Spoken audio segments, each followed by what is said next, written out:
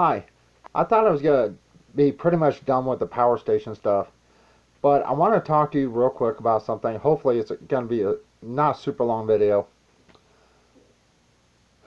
What are the good and the bad about owning a power station? Now, I'm going to talk to you about both the good and the bad. Now, of course, I do have two power stations. My power stations, each one was under $200. The cheapest power station I have, I believe, was $168, and it's a little bit better than the more expensive power station, which is now, I believe, about $171. When I purchased mine, it was actually on sale for $189 or $186, something like that. And then it went clear up to $199.99. That was way too much for this power station.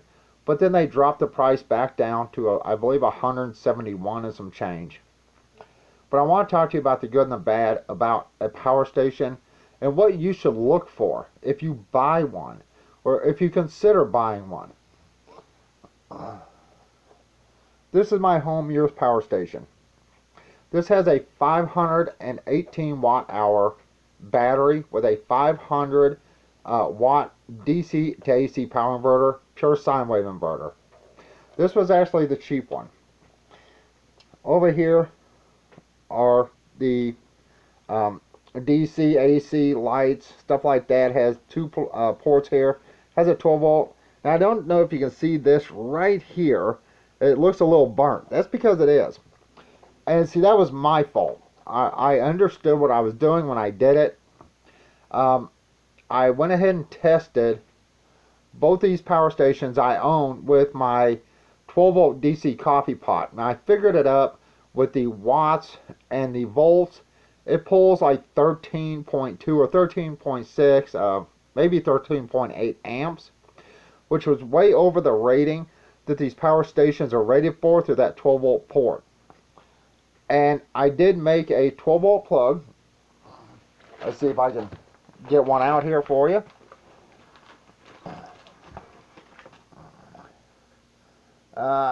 Right here. I used one of these. Now, I have shown these on one of my videos, and pulling 13 plus amps literally melted this. I have one here too. You can see it is on a 12 volt power port. This is the one I replaced that I melted. Here's my 12 volt power port that goes to this one, because this one did not come with a 12 volt plug. It just comes with these little 12 volt power plug things. It did not come with a 12 volt power port.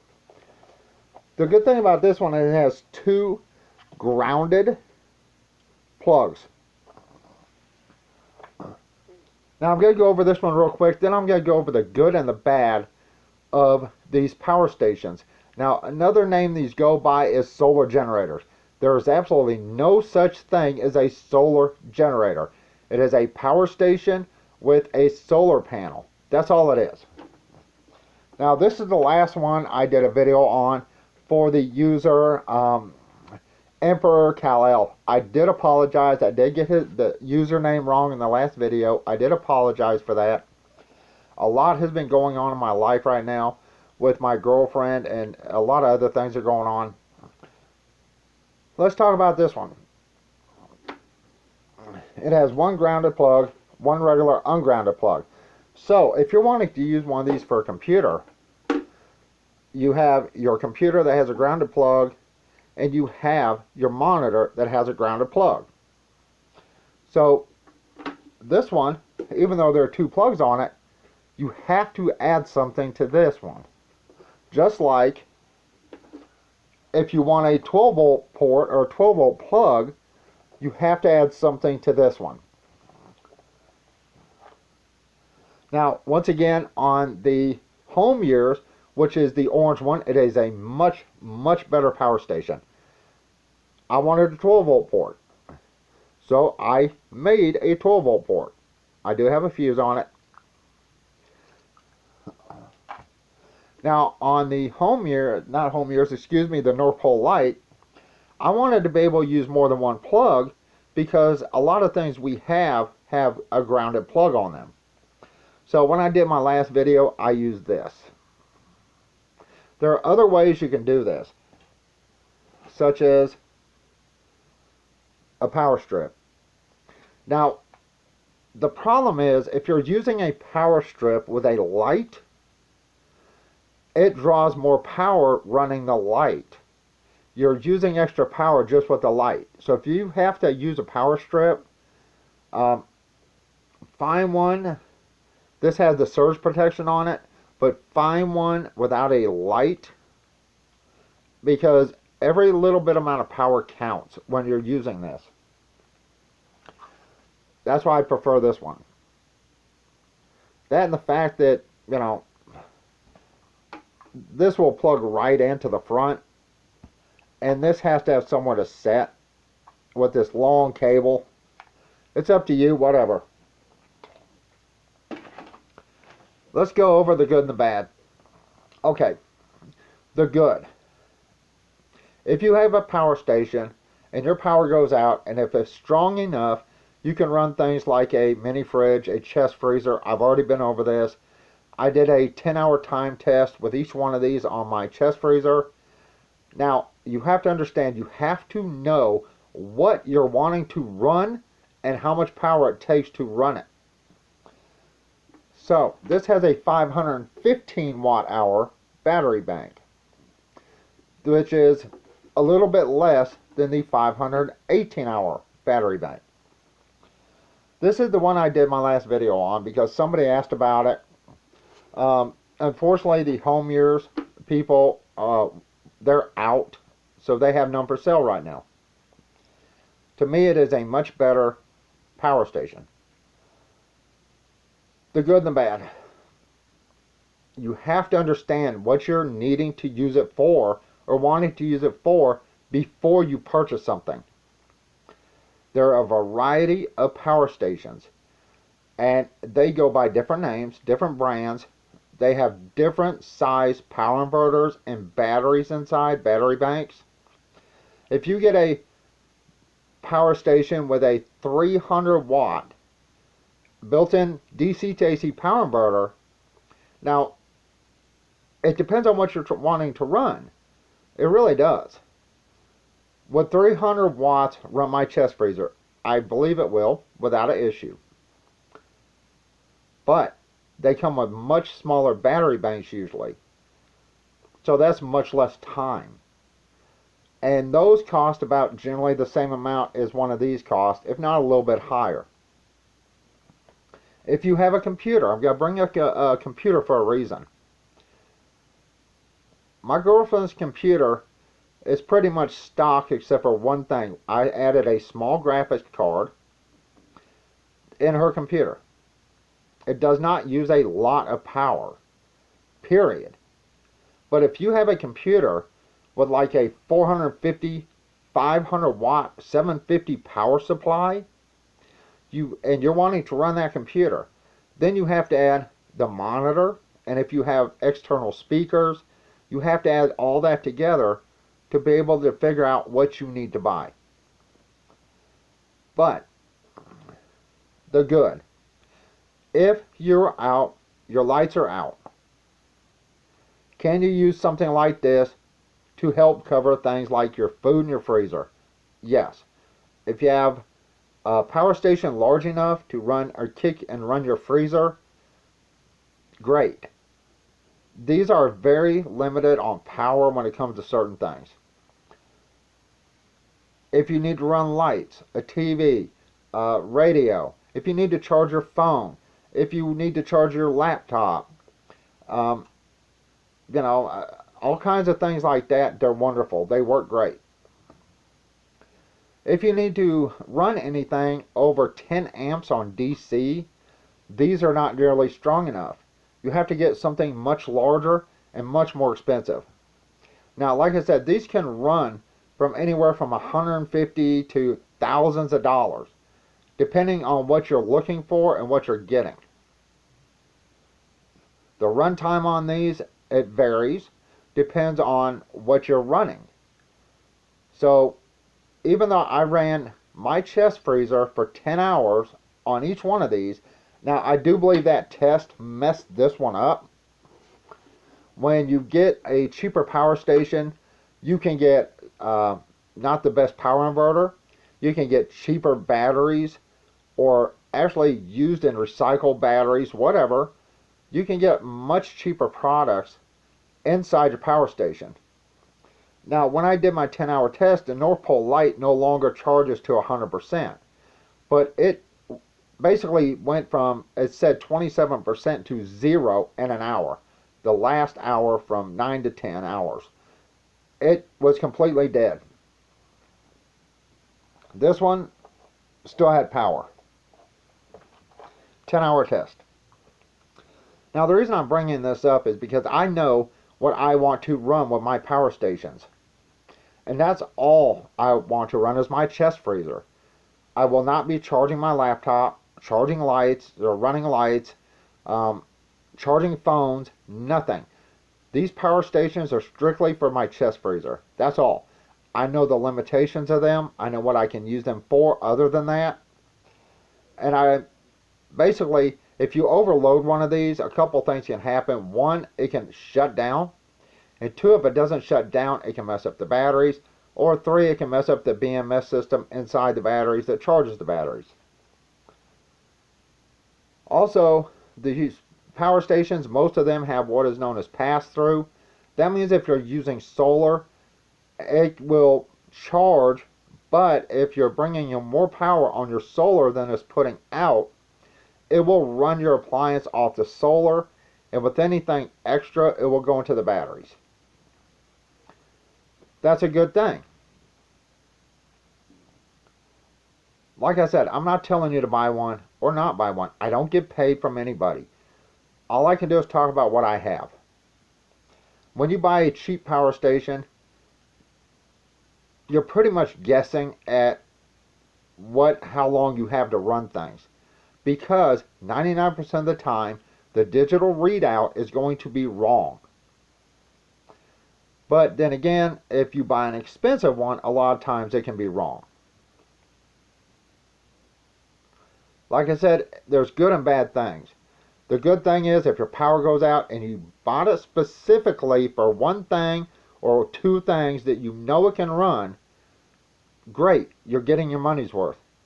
But if you bought this, either one of these, and plan on running a microwave or something like that, you're way off base.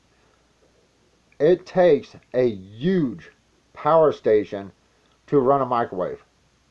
Much more expensive than one of these. You're looking at probably $3,000, $2,000 to $3,000 to run a microwave. And that's a small 700 watt, maybe 1,000 watt microwave. Okay. We already know it can charge things. It can run things under 500 watts. Now there are some things that run under 500 watts that have a massive power surge that this will not run. You have to take that in consideration. This will not run anything like a coffee pot because it's 750 watts. But, once again, whatever you buy as far as a power station goes, it depends on your needs or what you want to run. That's what you have to focus on. Can I run this? Can I run this? And for how long do I think I can run this and this? There's no specific guide out there to let you know how long you can run something on one of these. Not even YouTube has videos on a lot of the stuff I have. Period. So you actually have to try to research some of this stuff. Most of these power stations are built in China or Japan. So they're basically a lot of the same parts. But you have to understand, you need to know what you're wanting to run before you buy one of these. Once again, I did a 10-hour time test on my chest freezer. So if you're wanting a power station like one of these to run your chest freezer, what you need to do is watch the video on my chest freezer or look up the specs for my chest freezer, which is a Arctic King 3.5 cubic foot. Look up the specs, and then look up the specs for the chest freezer you have, and that'll give you a rough estimation of how long one of these will run, your chest freezer. Let's go over the bad. Well, both these will hook up to solar. The orange one, the home years, I actually hooked up to a 100-watt panel and it started charging perfectly. The North Pole Light, on the other hand, this is limited to 70 watts, I believe the paperwork said. That's 70 watts. 100 watts of power is not that much if you're charging something. 70 watts is even worse. A bad thing about these is that the time it takes to charge these. On empty, this takes 11 hours to charge from zero. That's 11 hours. If you're charging through solar, that's what, a day and a half with solar, if not longer. This normally takes 8 to 9 to 10 hours, depends. I believe the paperwork said it would take 8 to 9 hours, but the first time I charged it, it takes a little bit longer than that. And since this one, the one I just showed you, uses a smaller solar panel, it may take longer than that. That's a really bad issue with a power station. See, I don't know why they call these things solar generators. That's what a solar generator is a power station with a solar panel. That's it. So, given that fact, you need to understand that if you actually drain this and have no way to charge it, you have a paperweight. Or if you've drained it and you need to charge it with solar or off your vehicle, it takes much, much longer off a vehicle than it does off solar. That means your vehicle has to be running for 11, 12 hours. You know, that's a lot of money and gas you're going to be burning. Each one can run off solar. So, like I said, if you have more solar coming in than going out, then your batteries aren't going to go down any during the times you're bringing in solar.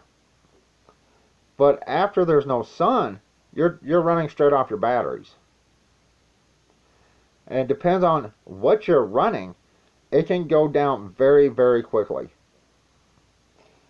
I did plug in a little 270 watt space heater into this one, and it went down real quick.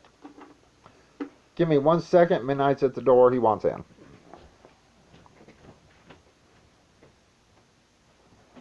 Really, Third?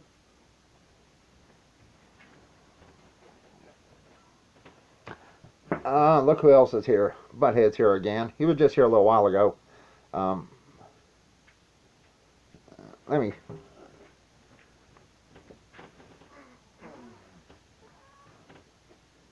Look how skinny he is.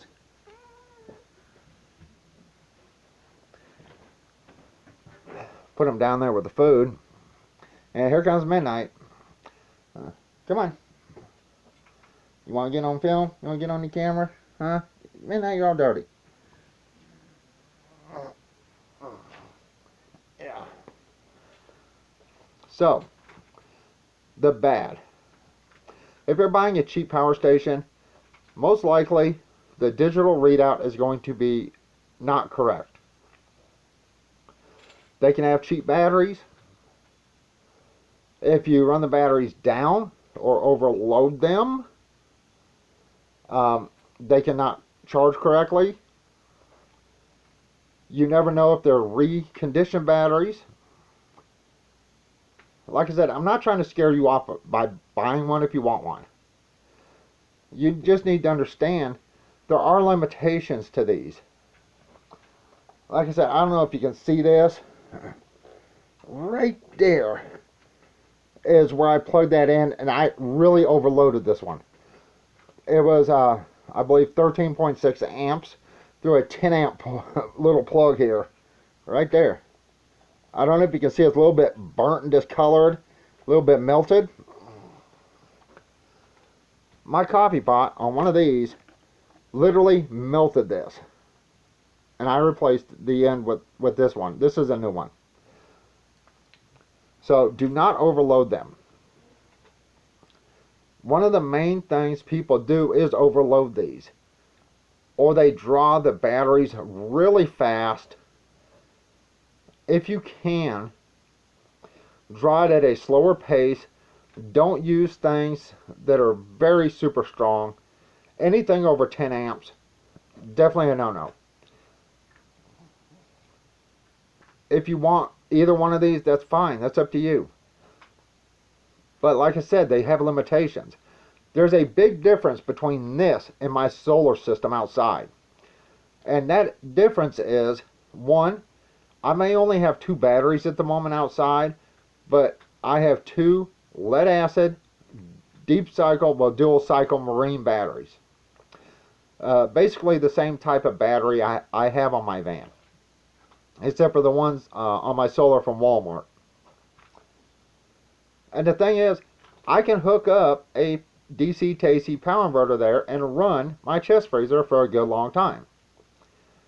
And if my solar was not working at night or whatever else, and I needed power to run something like my chest freezer or the fridge, I can actually bring my van right next to my batteries, hook up a set of jumper cables to my van, just let it run for an hour or so, and it will charge them batteries up. Unlike one of these.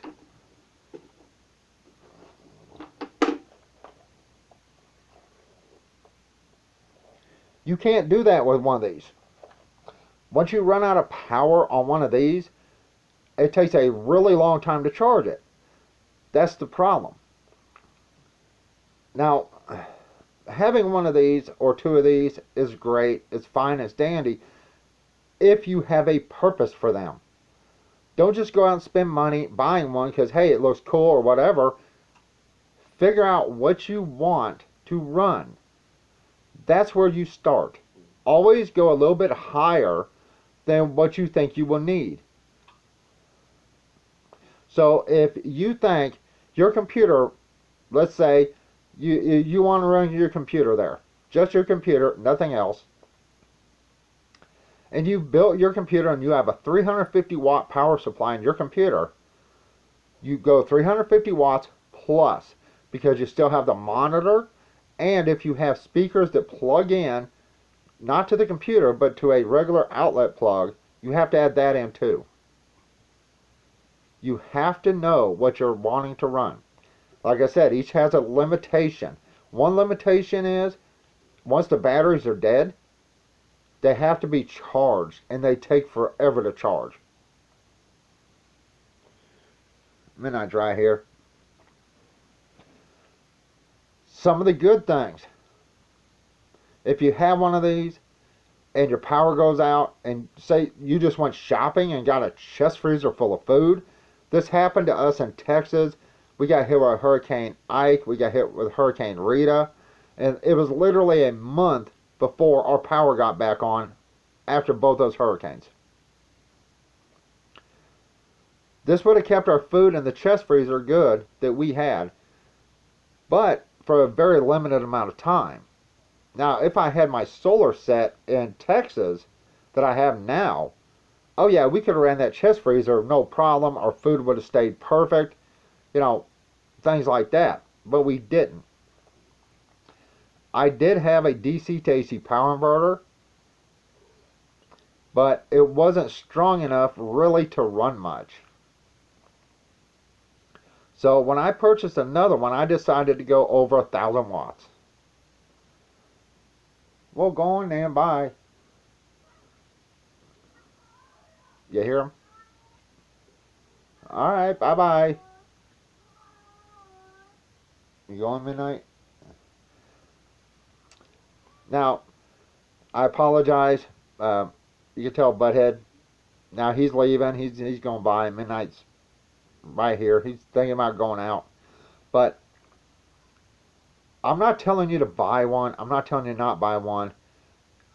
And if you've looked at any of these, especially the cheaper ones, know that they're going to have some issues like the digital display not reading correctly. You really need to understand that even if something says it's under a certain amount, the amount of the power inverter, it may not run it, or it may not run it correctly. My ice machine back here, perfect example. This one was working with my ice machine. This one shut off. Why did that happen? Alright, they both have 500 watt power inverters built in, but I believe the one with the larger battery capacity has a higher peak when it comes to power usage. That's just what I think. Now, you really need to understand that there are very big limitations with these. Everything from charging them to overdrawing the power to the batteries, the life cycles of the batteries. There's limitations. But do they come in handy? Are they worth purchasing? See, I can't say one way or the other for you or any viewer that watches my videos. If you like this one, great. If you can find it at an affordable price, I will say anything under $175 to $180, I would consider probably worth it. But the cheaper the better. I did look up how much I paid for this. This is a better inverter and a bigger, larger capacity battery pack. I paid $168 for this, brand new. And it has the 2 grounded plugs on it. And that one, I can hook up to a 100 watt solar panel. And it will take it. I did try a 100 watt panel on the North Pole light, and it would not accept it. It would not start charging, nothing. It would not accept it. It was just too much power. Like I said, each one has its limitations. But if you know what you want to run, you know what to look for. If you live in America, the United States, make sure it can put out 60 hertz. If you get one from China and it says 50 hertz on the tag, you don't use it. Send it back. If you buy one of the North Pole lights or something akin to that, that has the 1 grounded plug and then a single plug without the ground, if you want to run a computer, you have to add stuff. Because your computer and then your monitor generally both have grounded plugs on them. Since that only has 1 grounded plug, you have to add something. The home mirrors, you can probably find some like this. And if you want to use a 12 volt port, you have to add it. Like I said, each one has limitations. Each one has its good things and bad things. But I personally will not tell you to buy one. What I do tell people to buy is something that is common sense. Let's see if I can find them here.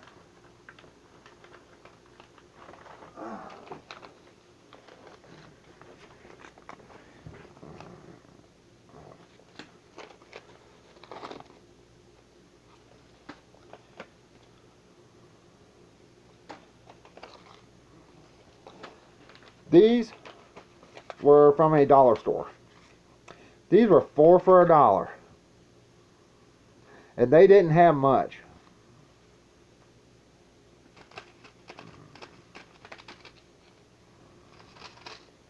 You got dirt on your head again.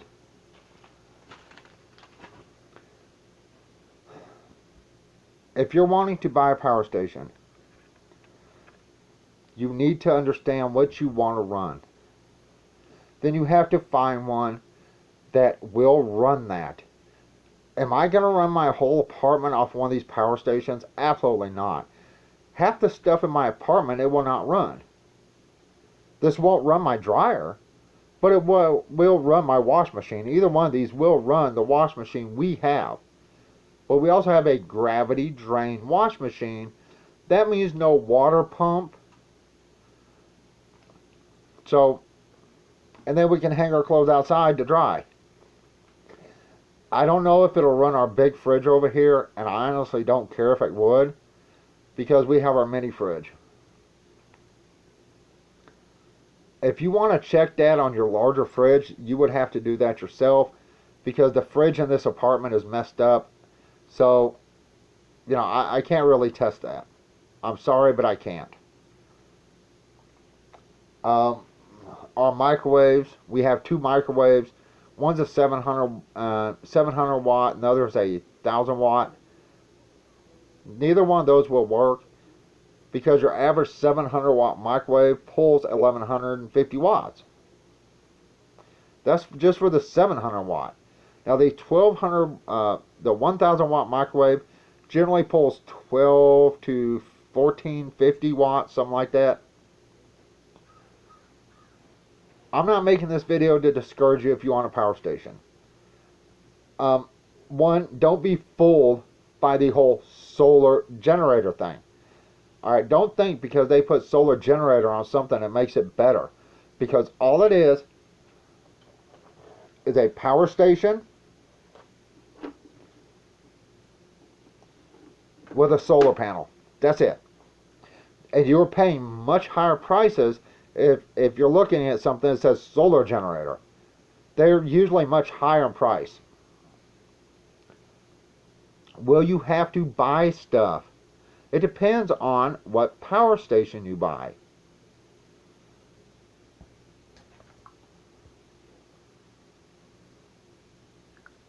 It really depends. Like if you don't need a 12 volt port or a 12 volt plug, this one's perfect. This one's great. I actually believe this is a much better power station than the other one. Has a larger battery capacity. To me, it looks like a much better power inverter. It's easier to turn off and on. It's easier to use. It has two grounded plugs. If you got a phone that you can charge wirelessly, which I don't know why you would, it is a waste of power, you can use this one. That is very inefficient. If you need a 12 volt port, this one has one. If you only need one grounded plug and one plug for like a regular fan, you can use both these plugs. There's nothing wrong with it. I'm going to turn this on. Since my last test, where I hooked this up to the solar and charged it with the solar, this has actually been in the little bag that came with it. Under my bed.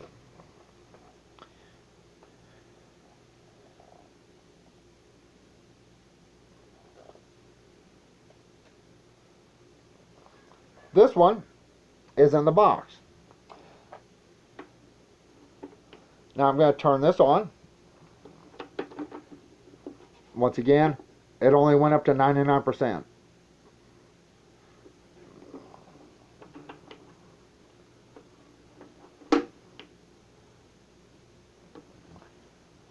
Now, what I did do is this came over the top of this, right? Like that. Well, I cut part of this section out. The plug, the power plug, and the power box fit here in the middle. And since that only has one port, I cut this out so I could actually put this like that, and it'll go in the box and fit in the box on top of that one. That way I can keep an extra outlet inside that box with the North Pole light.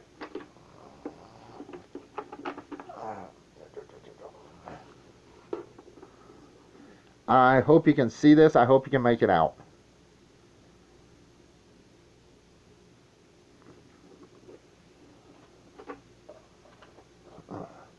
This one is much, much smaller.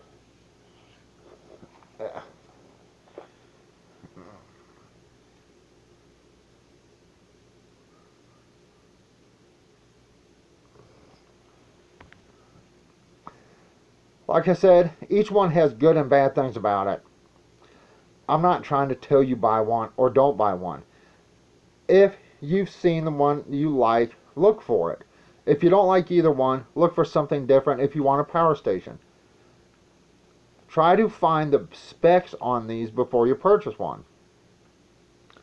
Like I said, one that's limited to a 70 watt solar panel. You can find 70 watt panels, but they're pretty expensive. I mean, you could like get a 100 watt panel for the same price, if not cheaper, than a 70 watt panel. So in my case, what I would do is I would get probably a 50 watt panel for something like the North Pole light.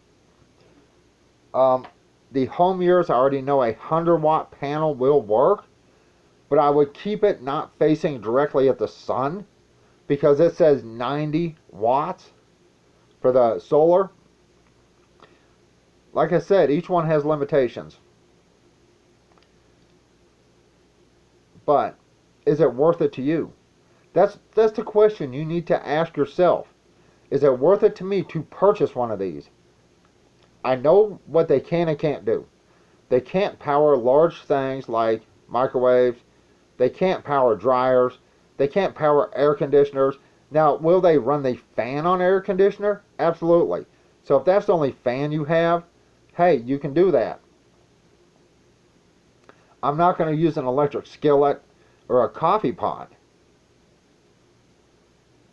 Can I run my computer if that's all I want to run? Make sure whatever power station you get has a high enough power inverter built in to run what you want to run. These were purchased for one reason, and only one reason: our chest freezer. I will not run anything else off of these. Period. I will not charge the phones. I will not charge the laptop. I just wanted something that could make it through a night, hopefully, until the sun comes up the next day, because I do have solar. You know, you might not.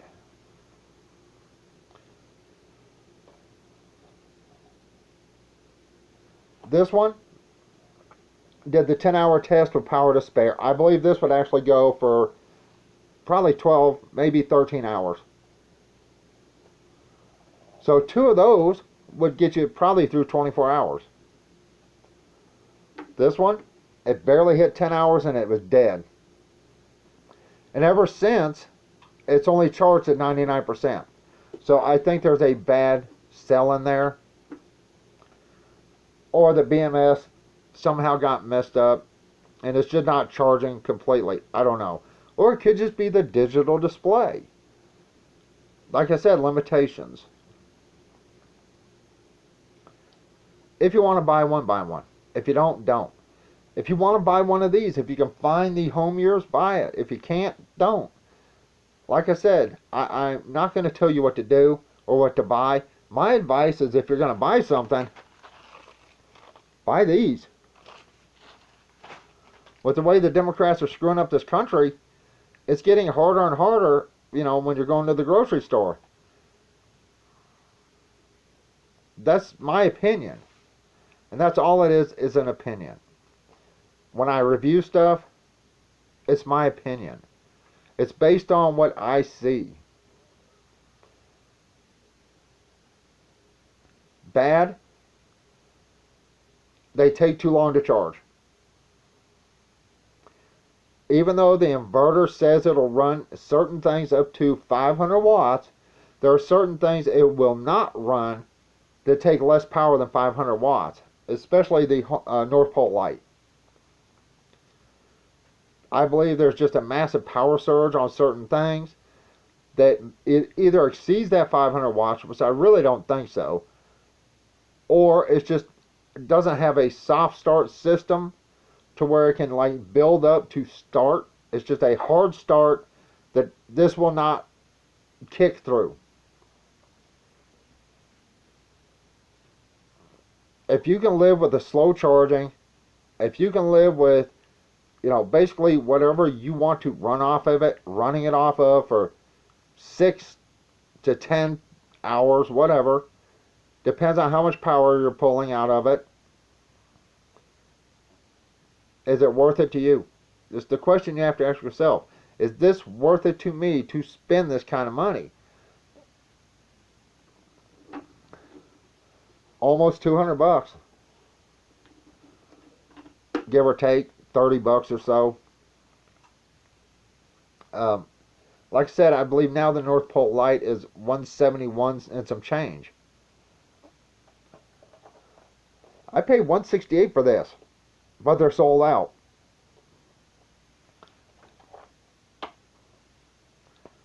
So, anyway, I'm so sorry this video is really long.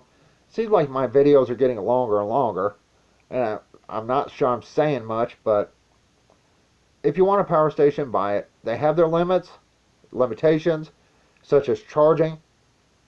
If you're charging one in a vehicle, it takes much longer than charging even off solar.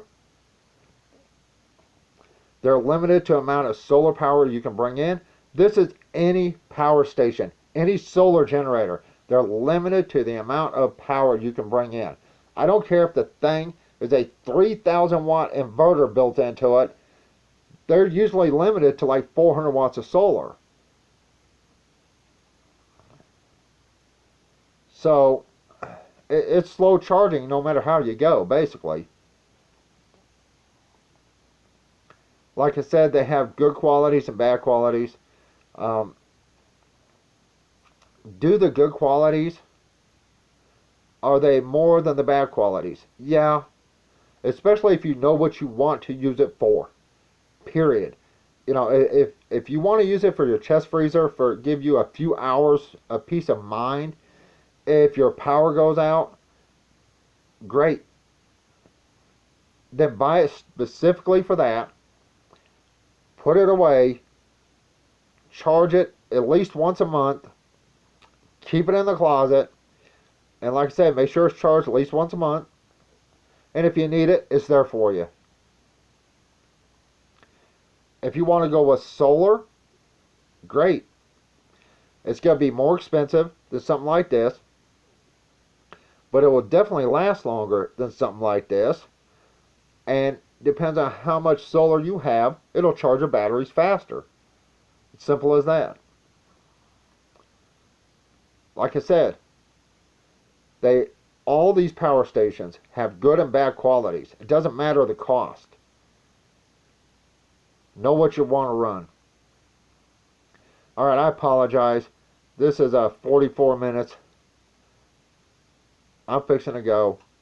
Like I said, I'm not telling you to buy one. I'm not telling you not to buy one. If you want to buy one, you can watch my videos on these two. On the chest freezer test. I did the solar with this one. Because I did try it on the other one, it would not work, the 100 watt panel. It did work on this. But it'll give you an idea if you're in an apartment, how you can set this up and use this with a smaller wattage panel without having to put it outside. Like I said, feel free to watch those or don't. Most people that watch my videos are not subscribers to me. That's fine. I don't get monetized. I don't get paid. And honestly, sometimes I ramble, sometimes I'm boring, sometimes I have my political beliefs. But when it comes to this, stuff like this, I want to make sure you have the correct information you need to make a good decision for you. If you haven't seen the video that I made for Emperor Cal L. And once again, I apologize to this person. All through the video, I say General Cal L. I did apologize for that. Right now, if my head wasn't screwed on, I'd set it down and lose it. That's how it is right now. But watch that video for Emperor Cal L power station. And I go through and show some of the things this can run. And that's here in my apartment. But I know the limitations of these. Have I overloaded these? This one definitely. I mean, you can see, I hope you can see the burnt right there. It actually melted some of the plastic.